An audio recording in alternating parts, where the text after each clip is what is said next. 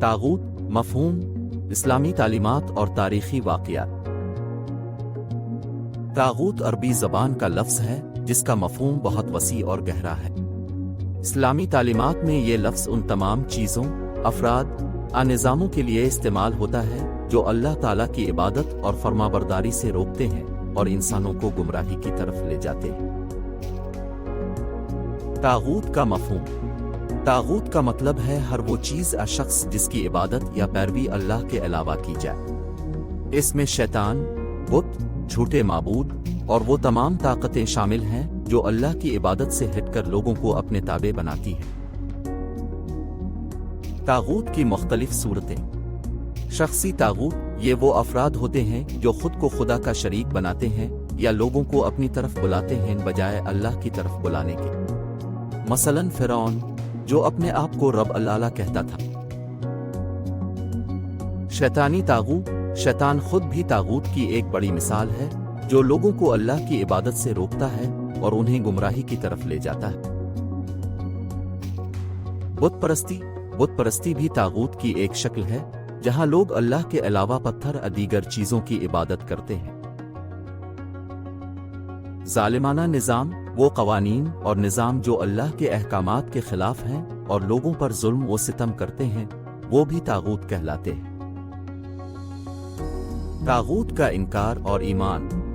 इस्लामी तालीमात में तागूत का इनकार और अल्लाह पर ईमान लाना एक मजबूत और मुस्तहकम रास्ता है जो कभी नहीं टूटने वाला।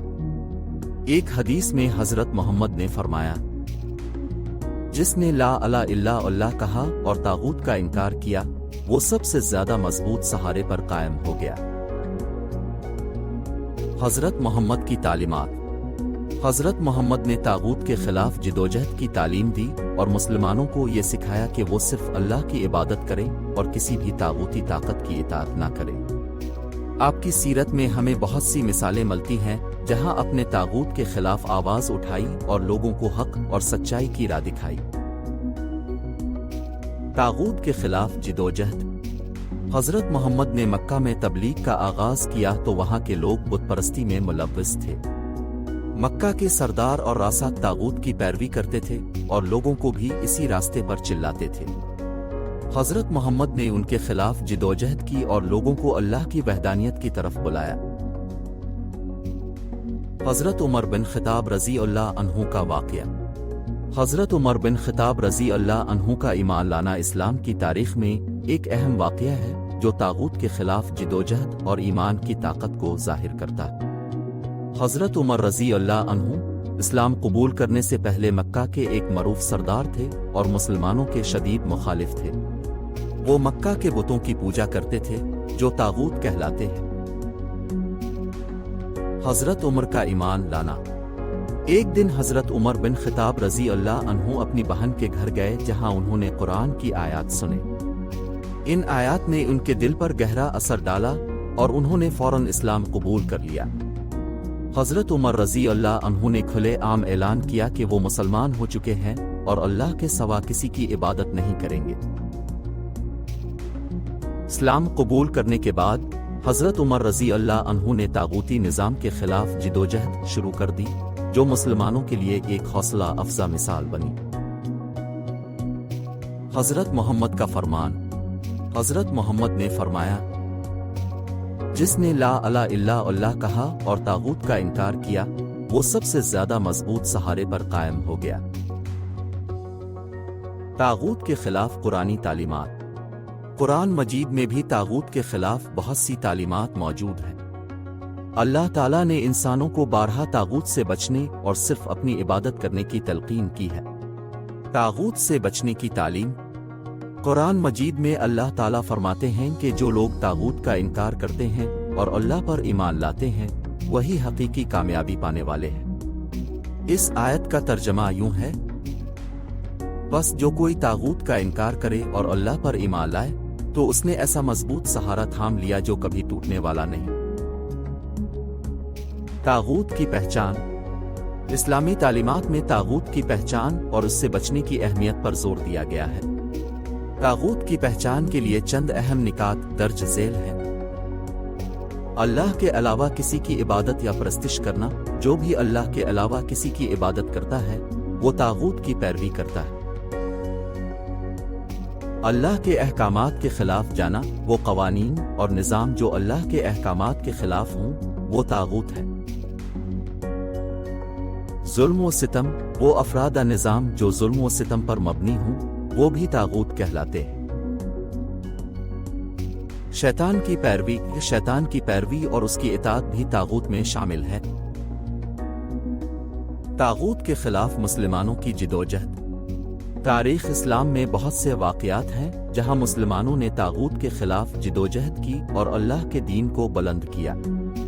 ان میں سے چند واقعات درج ذیل ہیں۔ حضرت ابراہیم علیہ السلام کا واقعہ۔ حضرت ابراہیم علیہ السلام کا واقعہ طاغوت کے خلاف جدوجہد کی ایک بہترین مثال ہے۔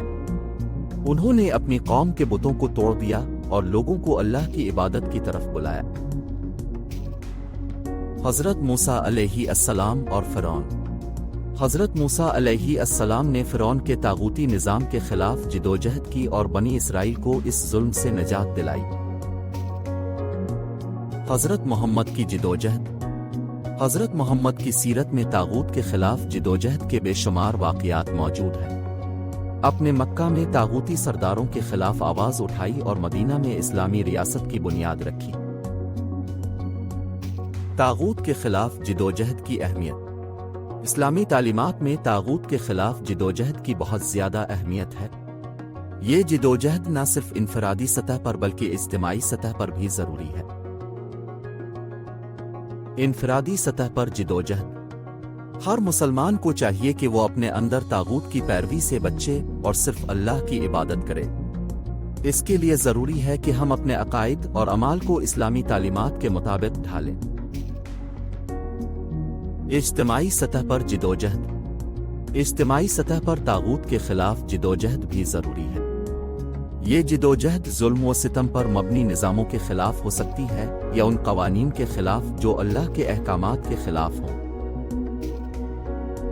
نتیجہ: طاغوت کی پیروی سے بچنا اور صرف اللہ کی عبادت کرنا ایمان کا بنیادی حصہ ہے۔ ہمیں اپنی زندگی میں ہر اس چیز سے بچنا چاہیے جو اللہ کی عبادت اور فرمانبرداری کے خلاف ہو۔ حضرت عمر بن خطاب رضی اللہ عنہ کا ایمان لانا اور طاغوت کے خلاف ان کی جدوجہد اس بات کی مثال ہے کہ حق اور سچائی کی راہ میں ہمیں کس طرح مضبوط اور مستقل رہنا چاہیے۔ یہ تعلیمات ہمیں یاد دلاتی ہیں کہ ہمیں اپنی زندگی میں صرف اللہ کی عبادت کرنی چاہیے اور کسی بھی طاغوتی طاقت سے بچنا چاہیے تاکہ ہم صحیح راستے پر قائم رہ سکیں۔ اللہ تعالی ہمیں طاغوت سے بچنے کی توفیق عطا فرمائے اور ہمیں اپنی راہ پر ثابت قدم رکھے۔ آمین۔